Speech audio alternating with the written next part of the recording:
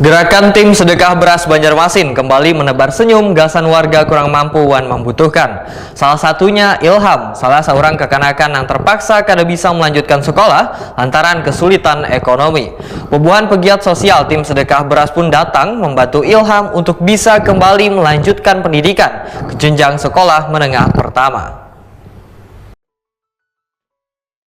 Gerakan tim sedekah beras Banjarmasin kembali menebar senyum gasan warga kurang mampu dan membutuhkan. Salah satunya Ilham, salah seorang kekanakan yang terpaksa kada bisa melanjutkan sekolah lantaran kesulitan ekonomi. Ilham nang berdiam berdua kainya nang sudah berumur 71 tahun di sebuah kontrakan halus di kawasan Jalan Keramat Banjarmasin Timur ini terpaksa harus membayar biaya sewa Rp200.000 sebulannya. Keseharian kainya hanya berjualan roti keliling menggunakan gerobak gasan memenuhi kebutuhan sehari-hari.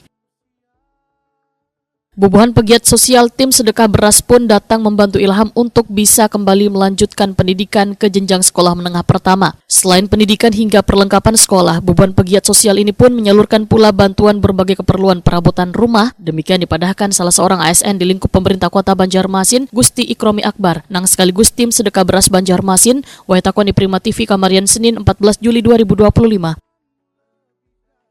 Gusti Ikromi Akbar menyatakan terima kasihnya kepada donatur yang telah mengulurkan tangannya membantu Ilham agar bisa kembali bersekolah di salah satu SMP negeri favorit di Banjarmasin.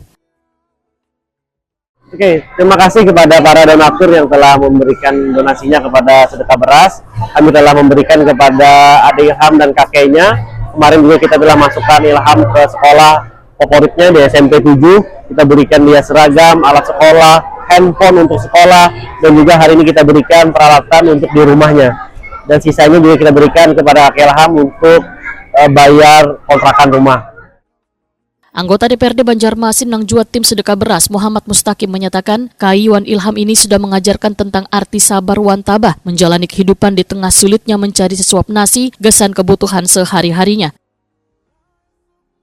Muhammad Mustaqim memadahkan kededa anak nang mau terlahir tanpa keberuntungan, namun setiap manusia hanya memiliki kesempatan yang berbeda, sehingga diharapkan bagi siapapun yang memiliki harta berlebih, maka bantulah mereka yang berhak menerimanya. Dan terima kasih Kai, terima kasih Ilham telah mengajarkan kepada kami banyaknya arti bersabar dan banyaknya arti perjuangan luar biasa dalam menjalani hidup. Doakan sama-sama mudah-mudahan Ilham jadi anak yang beriman buntung bertuah, saya kita Ilham. Dan yang luar biasa adalah tidak ada satupun anak yang lahir dengan tidak memiliki keberuntungan. Mereka hanya memiliki kesempatan yang berbeda.